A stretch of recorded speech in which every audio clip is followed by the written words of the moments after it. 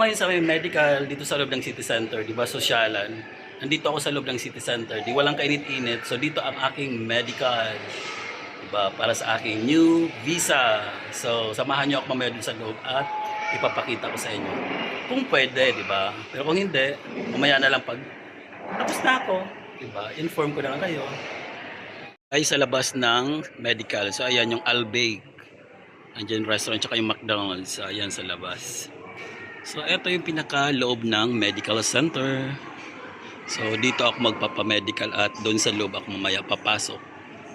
Dito guys sa kagandahan kasi nga malapit lang to sa lugar namin, Aluada. So dito sa may Aluada, nandito lang. So konting lakad lang. So ngayon, sinama ko ng employer ko, may sasakyan sila. So nag-ano kami, nag-carlalo. O diba? Walang kapawis-pawis. So mamaya na lang papawisan siguro. Kasi baka hindi na nga ako sumabay kasi maggagala ako dito mamaya sa loob ng city center. Ayan, tapos na ako magpa-medical. Ayan, so ayan. Mamaya papakita ko sa inyo yung kinuhaan ako ng blood. Blood talaga. So takot na takot ako kanina kasi baka mamaya maulit naman yung dating nangyari sa akin na halos 4 na injection ang pumasok sa ano ko. Sa aking, eto dito sa braso, banda. Dahil hindi nga makuhaan ng dugo. Anong nangyari? Bakit hindi ako makuhaan ng dugo? Ang hirap. Tatlo ng nurse ang nagtanggal, ang kumuha ng dugo sa akin pero hindi pa rin makuha. So ayun, kanina medical plus x-ray tapos yung aking Emirates ID. Kaya waiting na lang ako ng aking Emirates ID. Yay! Ayun, nandito pa rin ako sa City Center at syempre, gala-gala na lang dito sa loob ng City Center. Mag-window shopping tayo, di ba? Tingin-tingin tayo dito sa may splash, baka may mapili tayo. So ayun, after this siguro, syempre, Jollibee na naman tayo. Mamaya magja-Jollibee ako.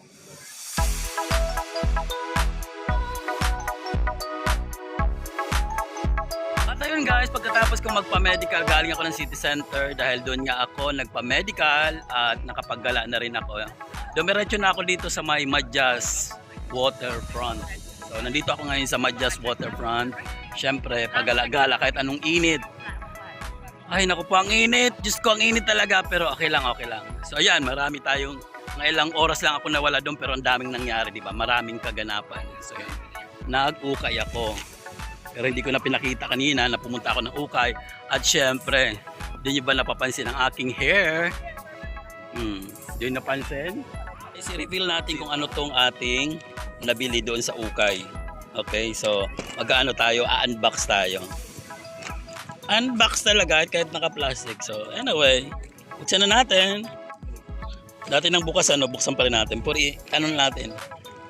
Iula, laglag. At ito na, lalaglag ng aking resibo. Ang aking resibo. Malusik na. Please, can I have the receipt? Thank you so much. So ayan. So ipakita na natin ang ating ukay na nabili. So ayan. See? Yes. Bumili tayo ng isang long sleeve. Yan. So long sleeve yan. Okay. Hindi to pa dahil susuting ko pang araw-araw, hindi. Dahil pag umuwi ako ng summer, pag nag-scooter ako, mainit, so ayaw nating mangitim, kaya eto ang binili ko. Ganda ng kulay, di ba? Diba? Pasok ba? So mahaba siya. Saan na yung ano niya? Sleeve. So ayan. So ayan, kahabaan siya. Maganda to sa Pilipinas, lalo pa pag summer. Summer o winter, pwede na to. Kasi pag summer, mainit. Sira naman yung balat natin, susuotin ko yan. Diba? At syempre, eto rin sa pang summer pa rin. Yan. So, isang black t-shirt na ayan. So, black na siya. Kaya hindi makita talaga. So, gustong-gusto ko talaga ganitong tela. Kasi nga, mainit. So, ano siya? Ang tawag dyan.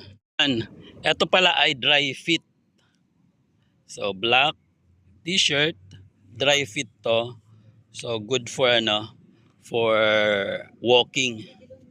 Ayan siya, good for walking. Kasi nga pawisin ako, Diyos me. Ang pawis ko talaga, ayan. So ayan siya. Maganda siya kasi nga medyo wala tayong abs. Walang abs talaga, as in wala talaga. So, ayun. Ganda. So, ayun. Tapos mamaya puntahan naman natin yung nakikita ko dong puno. May nakikita ko dong puno, ang ganda. Para siyang puno, pero halaman, maraming bulaklak. So, tara, samahan nyo ako mamaya doon. So, ito na yung sinasabi kong puno. So, malapit na tayo sa puno na yan na ang ganda. Kasi puro siya bulaklak. So, tara. Malapit na ako. Ipakita ko sa inyo. Ito na yung puno na sinasabi ko. Puno siya, pero para siyang halaman kasi nga, ang daming bulaklak. Ayan. Talagang halos lahat ng dahon niya nakapaligid din ay bulaklak. So ano kayang klasing bulaklak or ano kayang klasing kahoy or halaman to? Pa-comment na lang kayo, baka may alam kayo. So eto, lapitan natin. Yan yung bulaklak niya. Oh. 'Di ba? Puro bulaklak yan, bulok-bulok tuloy. Puro bulaklak yan, ayan oh. Ito sa ilalim kitang-kita kasi ayan oh. Oh. Puro bulaklak siya para siyang may pagka maroon. Maroon, mali. May pagka rosas. May pagka rosas yung kulay niya. So, kayo na lang ang humusga kung anong klaseng halaman to or anong klaseng puno. Maraming salamat po. Comment na lang kayo ulit.